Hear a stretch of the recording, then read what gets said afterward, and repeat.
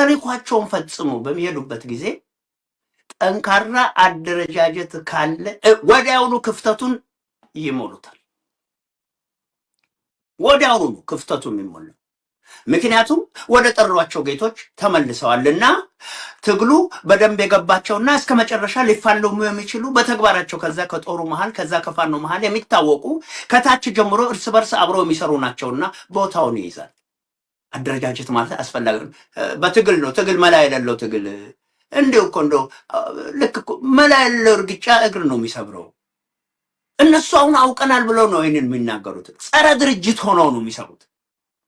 ይሄ የመጀመሪያው እሱ ነው። ሁለተኛው በግለሰብ ላይ ምንም አይነት መዋቅራዊ የሆነ እምነት እንጂ ተቋማዊ የሆነ እምነት እንጂ በትግል ውስጥ የሚያስፈልገው በግለሰብ ላይ መንጠልጠል አስፈላጊ አይደለም። እነኛ ሊታመንባቸው የሚገቡ ሰዎች እውነት ነው ከሌሎች ጋር አብረው ሆነው ወደ አመራር በሚወጡበት ጊዜ የራሳቸው የአሰራር ስርዓት ይኖራቸው። በዛ የአሰራር ስርዓት ሰው ይሳሳታል። ያ የተፈጠረ ስህተት ደግሞ ካለ መታረምን ይዞ ይመጣና ድርጅቱ እንዳይዳከም ራሱ ድርጅቱ ይቆጣጠራል። አንዱ እሱ ነው። ስለዚህ ከዚህ በኋላ በማናቸውም አይነት መንገድ የተልእኮ ልዩ ተልእኮ ከሌላቸውና ሰርስረው ሰርጎ ገብተው ትግሉን ለጊዜው ለማዳፈን የመጡ ሰዎች በምክንያት ወደ ላኳቸው ጌታዎችና ወደ ገዟቸው ሰዎች ቢሄዱ ያ በፋኖ ትግል ውስጥ ምንም አይነት የሞራል መዳከም እንዳስከትል በድርጅት መጠናከር አንዱ ትልቁ ነገር ነው። በድርጅት ለመጠናከር ደግሞ ድርጅት ማለት ኃይል ነው። ኃይል ደግሞ ህዝብ ነው። ማን እንደሆነ እኮ የአማራው ህዝብ ያ ህዝብ በደንብ ታላቁ ህዝብ ያውቃል። ማን የት እንደሚኖር ማን ምንም እንደሚያደርግ ምን አይነት እገዛ እያደረጉ እንደሚያኖሩ የሱን ሞት ቀድሞ ሊሞቱ የሚያውቀው ያ ለዛ የፋኖ ትግል የጀርባ አጥንቱ ከሆነ ሁሉ ጊዜ ቀጥ ብሎ መቆም ይችላል። ለልክስክስ ለአንዳንድ የመሳሪያ የምን ጉዳይ ምናምን ብሎ ከራሱ ከአማራው ዋንኛ ጠላት ጋር አብሮ መተሻሸትና መተቃቀፍ የሚያመጣው ዳፋ ቀላል አይደለም። ሐሳባቸውን በአግባቡ እንዳይገልጹ የህሊና ፍርሃት ያድርባቸዋል። ከዛ በኋላ ደግሞ ለጊዜው አየል ብሎ ከአደረጃጀት አንጻር የሚታዩና እኛን ወደ ስልጣን ሊያበቁን ይችላሉ ከሚሉ ሰዎች ጋር በተመጣጠነ ጉልበት ላይ አብረው ተቆሞ ካልተደረገ በቀር ድርድር የነሱን ተልዕኮ አዝለው ጭራሽ ቆመናል ከሚለው ከአማራው የህልውና ትግል በተጻራሪ እንዳይሄዱ ጥንቃቄ ያስፈልጋል። የኃይል አሰላለፍ ደግሞ ከዛ ቀጥሎ ይመጣል። አንድነቱ ካለ ለምሳሌ ነው በሻዕቢያ በኩል ያላለፈ ትግል አለ እንዴ? እነ ብርሃኑ ነጋ በዛ አልነበረም እንዴ? አንዴ የተመረቀውን ሰራዊት 20-30 ጊዜ እንደገና ሪዋይንድ እያደረጉ እያሳዩ ኃይሉ ጉድም ነው እየተባለ በፕሮፓጋንዳ እና አሁን ህወሓትና ለሻዕቢያ አሁን እኮ በማይችለው መንገድ አገባው መጀመሪያ ትናንትና አንድ አገር የራሱን ብሔራዊ ጥቅም እንዴት እንደሚያስከብር ተነጋግረናል። ስለዚህ ከሻዕቢያ ጋር ህወሓት ቅርበት አላቸው። ትላንትና ከብልጽግና ጋር ቅርበት ነበረው። የፖለቲካ ኃይል አሰላለፍ ይሄ ነው። ነገር ግን አሁን ለኔ ለህልውና ስጋት ማነው ብልጽግና ነው ብሎ ኢሳያስ አፈወርቂም እንደ ትንሽ ልጅ ይሰድበው ነበር። አዋረደው። ገና ምን ያላለ ምናምን መቼም ያንን አልናገርም። እንደው ሰውየው ነውረኛ ቢሆንም የሚመቸውን ያው ሰንቆታልና እኔ መድገም የለብኝም። ከህወሓት ጋር አብሮ ለመስራት ቢፈለግ በህወሓትና በአማራ የህልውና ጥያቄ ላይ የማገናኙ አሁንም ጌታቸው ረዳም ተናገረ፣ ይሄ ታደሰ ወረደም ተናገረ። ሁሉም የአቀራረብ ጉዳይ ነው እንጂ የአማራን አጽመ ርስት ጠቅልሎ የራሳቸውን ሪፐብሊክ ለመመስረት ማለታችን ነው ብሎ ወስነዋል። ስለዚህ እኛ እንዲህ ካለ የህልውና ጠላቶቻችን ጋር በቀጥታ ለመታገል አንችልም። የኤርትራ ህዝብ ግን ለአማራ ህዝብ ስጋቱ ወይም ጠላቱ አይደለም አሁን ባለው የፖለቲካ ሁኔታ። ስለዚህ ማግኘት የሚገባንን አንዳንድ እገዛዎች የዲፕሎማሲም ይሁን ሌላም በተመለከተ እኛ ከሻዕቢያ ጋር ወሰነተኞች ድንበርተኞችም ነን ማድረግ እንችላለን። ግን በእኛ ላይ ዓላማችን ይሄ ስለሆነ ለዚህ ነው ዓላማን መንደፍ፣ ግብን ማሳወቅ፣ በአወቃቀር መደራጀት፣ ተጠናክሮ መቀጠል ሊያስችል የሚችል የህዝብ መሰረት ማግኘትና ያ ኃያል የሆነው የአማራ ህዝብ ፋኖ የሚሞትለትን ዓላማ ጠንቅቆ የሚያውቀው የጀርባ አጥንቱ ከሆነ ማህበራዊ መሰረቱ ከባድ ትልቅ ነው የሚሆነው ለፋኖ። ከዛ እናንተ በራሳችሁ መንገድ ተነጋገሩ። እኛ የራሳችን ህልውና ትግል ይሄ ነው። ነገር ግን በአገራችን በኢትዮጵያ ውስጥ ወደፊት ስልጣን ብንይዝ የኛ ሀገር ብሔራዊ ጥቅማችን ይሄ ነው። ከጎረቤት ሀገሮች ጋር በሰላም እኮ መንደፍ ይችላሉ። በፖለቲካ ሳይንስ፣ በህግ፣ በምን የረቀቁ አሉ እኮ በስነ ልቦና፣ በታሪክ እነኚህን ሰዎች አምጥቶ ከማን ጋር ማን መቆም እንዳለበት አሁን ትልቁ ነገር ምንድን ሻዕቢያ ሊያስታጥቀው ሲል ምናምን 56,000 ተተኳሽ ጥይቶች ምናምን ሊመጣ ሲል በወልዲያ በኩል ነው እንዲህ አይነት ፕሮፓጋንዳ አሁን ባለው አገዛዝ በአገሪቱ የሚወራል። ይሄ ምንድነው? አሁን ቶሎ በቃ ወደ ችግር እንዲገባና እሱ ገብቶ የተወጠረበት የአገር ውስጥ ፈተና ወደ ጦርነት ሄዶ ምናልባት አገሬ ሲነካ ወደብ ሳጣ ብሎ የአማራ ህዝብ እኔን ይከተለኛል እንደ ትላንቱ ጦርነት ብሎ አስበው ከሆነ ሞኝህን አሞኝ ብሎ ማለፍ ይቻላል። ነገር ግን ይሄ መፍትሄ መጀመሪያ የራሳቸውን አደራይ ካጠናከሩ የአገሪቱን ፖለቲካ ችግሮችን ጠንቅቆ ካወቁ ከማን ጋር በምን አይነት መንገድ መተባበር ይቻላል? ህወሓቶች እኮ ከሶማሊያ ሞቃዲሾ ጋር ይተባበሩ አልነበርም እንዴ? ከግብጽ ጋር እንደ ሻዕቢያዎቹ ከአልጄሪያ ጋር ለስንቶቹ እኮ እንደ እነ መለስ ዜናዊ ላንድሮበት ተስቶቻቸው አልነበርም እንደ ሞቃዲሾ ውስጥ ወደ አውዲ ሲሉ የነበሩ እነ ብርሃኑ ነጋ ከግብጽም እኔ ከግብጽ እርዳታ አገኙ ማለት አይደለም እንዴ? ግን ከማን ጋር መሰለፍ እንዳለባቸው ከሀገር ብሔራዊ ጥቅም አንጻርና ወደፊት እናመጣዋለን ብሎ ከሚያስቡት ሀገራዊ ግብ አኳያ የኛ ወዳጅና ጠላት ሊሆኑ የሚችሉት እነማን ናቸው? ለጊዜው መሳሪያ እናገኛለን በሚል ከታሪካዊ ጠላቶቻችን ጋር እንደገና ቆመን በአማራው አጽመ ርስት ላይ ነገድ አላልም። እኛ በህገ ውሳኔ ምናምን በህዝበ ውሳኔ የሚባለውም ነገር ውሽልሽል ያለ ነገር ስለሆነ ወደዚህ ሁሉ የሚወስደው አንደኛ ውስጣቸው አንድነት በደንብ በተፈለገው መጠን ስላልታየ ይሄንን የሚገራና ከልብ የሆነ አንድነት ካለ ያለው ኃይል ፋኖ ቀላል እንዳይደለ በማወቅ እንደገና ደግሞ እታች በመካከለኛ ደረጃ ቀደምም ስል ከጌጥዬ ጋር በደንብ አንስተናል። በመካከለኛ ደረጃና እታች ያሉ አመራሮች በደንብ የሚተዋወቁ ስለሆኑ በሆነች የታሪክ አጋጣሚ ወይም ከተልኳቸው አንጻር የያዙትን ኃላፊነት ይዘው አንድ ሰው ብቻ የሚታመን ከሆነ ትግሉን እንደ ጭምደት አድርገን ወስደን ወዳልሆነ ጉያ እንከትና ትግሉን እናዳፍናለን ብለው የሚያስቡ ሰዎች እንደፈለጉ እንዳይጨፍሩ ለማድረግ የአደረጃጀቱን መዋቅር አይተው ክፍተቶች በሚኖሩ ጊዜ ለማስቀመጥ ከፖለቲካው ትንታኔ ጎን ለጎን ደግሞ ወታደራዊ እንቅስቃሴ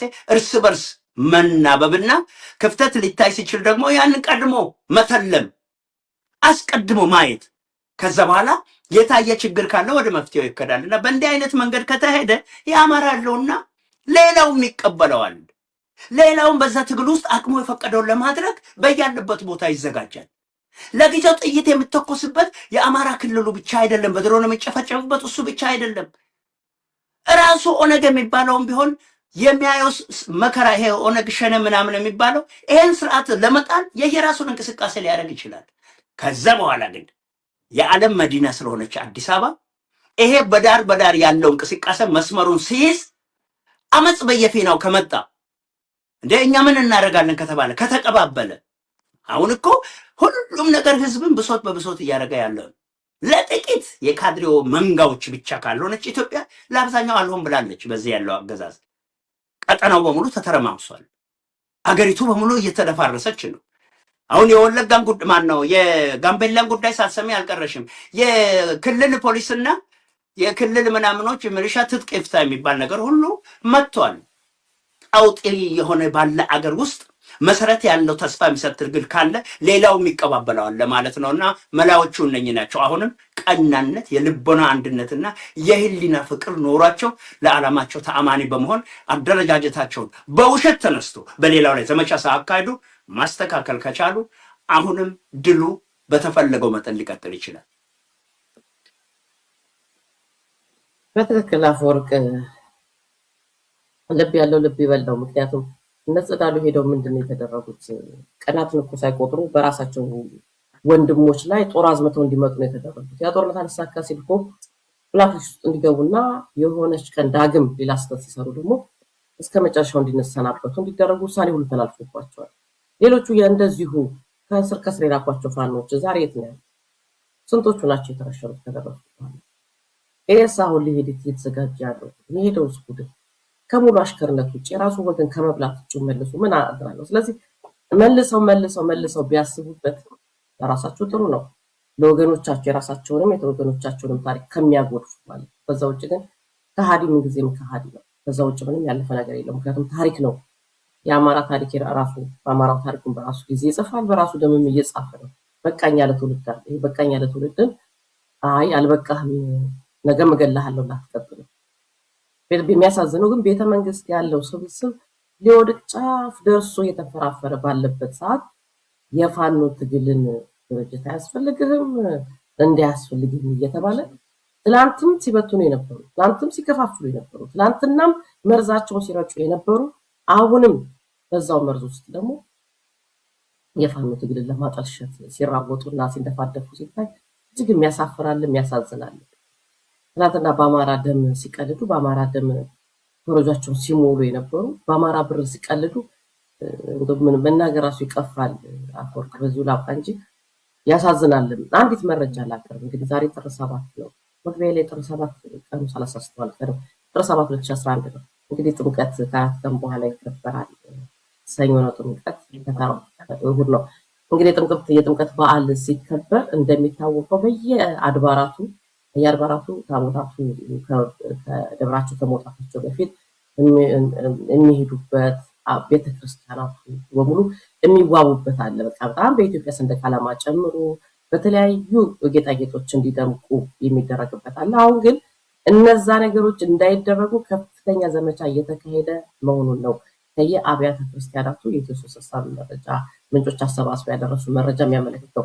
የመስቀል በዓል እንዲደበዝዝ እና የኢትዮጵያ ኦርቶዶክስ ተዋሕዶ ቤተክርስቲያን ያላት ከለር ሁልጊዜ የኢትዮጵያ ኦርቶዶክስ ተዋሕዶ ቤተክርስቲያን ንግስም ሲካሄድ የተለያዩ የአደባባይ በዓላቶቿ ሲካሄዱ የምናያቸው ብሔራዊ ቀለማት አሉ። እነዛ ቀለማትን ለማሳጣት የሚደረገው ጥረት ከፍተኛ ነው። እንደው በአንዳንድ ጉዳዮች መልሰን በተለይ ከኢትዮጵያ ኦርቶዶክስ ተዋሕዶ ቤተክርስቲያን ከመከፋፈል ከማጥፋት ጋር ተያይዞ እየተደረጉ ያሉ ሌሎች ዘመቻዎችም አሉ። እነሱን በስፋት እንመጣባቸዋለን ብለናል። አፈወርቅ በውስጥ እንደተነጋገርነው እነሱን በስፋት የምንመጣባቸው ሆኖ አሁንም ደግሞ ይሄው ኢትዮጵያ ኦርቶዶክስ ተዋሕዶ ቤተክርስቲያንን የማጥፋት የማደብሰስ ከነበረችበት ክብሯ ግርማ ሞገሷ ለማውረድ የሚደረገውን ጥረት አሁንም ቀጥሏል። የጥምቀት በተለይ ደግሞ በዚህ ቤተክርስቲያንን በማስዋብ በሚታወቁ የቤተክርስቲያኗ ልጆች ላይ እየተደረጉ ያሉ ዘመቻዎች ደግሞ እጅግ የሚያሳዝኑና እጅግ የሚያስደነግጡ መሆናቸውንም የገለጹልን። እንግዲህ ቤተክርስቲያኖችን አታሳምሩ፣ ለመስቀል አደባባዮች በጃል ሜዳ የሚሆን በሌሎች ታቦታቱ በሚያርፉባቸው ቦታዎች በሙሉ የሚደረጉ ዝግጅቶች በሙሉ በቀደመው በምናውቀው መልኩ እንዳይዘጋጁ የማድረጉ ዘመቻ እጅግ በሚያሳፍርና በሚያሳዝን ሁኔታ ቀጥሏል። ያንንም እንዳንሰራ እየተከለከልን ነው ሲሉ ነው መረጃውን ላሰባሰቡ የኢትዮ 360 ምንጮች የገለጹት። እንግዲህ እናያለን የኢትዮጵያ ኦርቶዶክስ ተዋሕዶ ቤተክርስቲያን ስደት ላይ ናት ሲባል ዝም ብሎ ቀልድ አይደለም። እንደው በአደባባይ ነጭ ተለብሶ ስለተወጣ የኢትዮጵያ ኦርቶዶክስ ተዋሕዶ ቤተክርስቲያን ሰላም መስሎ ለሚሰማው ካለ እጅግ የተሳሳተ ነው። እጅግ የተሳሳተ ዘምሮ ወደ ቤቱ የሚገባ ትውልድ ሳይሆን በቤተክርስቲያን ውስጥ ያሉትን ቀኖናና ዶግማዎችን በደንብ ተረድቶ ማህሌት ሲቆም አብሮ ቆሞ ቅዳሴውን አስቀድሶ ከአባቶች የሚሰጠውን ትምህርት ተምሮ የሚገባ ወጣት እንጂ በአደባባይ ብቻ ጨብጭቦ የሚገባ ወጣት አይደለም። ኦርቶዶክስ ተዋሕዶ ቤተክርስቲያን ስታፈራ የኖረችውና ስለዚህ እሱም ላይ ብዙ የሚባሉ ነገሮች አሉ። ስለዚህ እሱም በስፋት እንምጣበት። ለማንኛውም ግን የመስቀል በዓልን በዚህ መልኩ ለማበላሸት ጥረት እየተደረገ መሆኑንም መረጃውን እንዲያውቁ ለማለት ነው። የዛሬውን በዚሁ እናብቃ። የቀሩትን መረጃዎች ነገ እናምጣችሁ፣ አይብዛብን። የዛሬውን በዚሁ እናጠቃል። ጌጥዬን ባለህበት እንዴት ነህ ብለንሃል። ያው ኢንተርኔቱ ሲከፈት መልሰህ ትመጣለህ።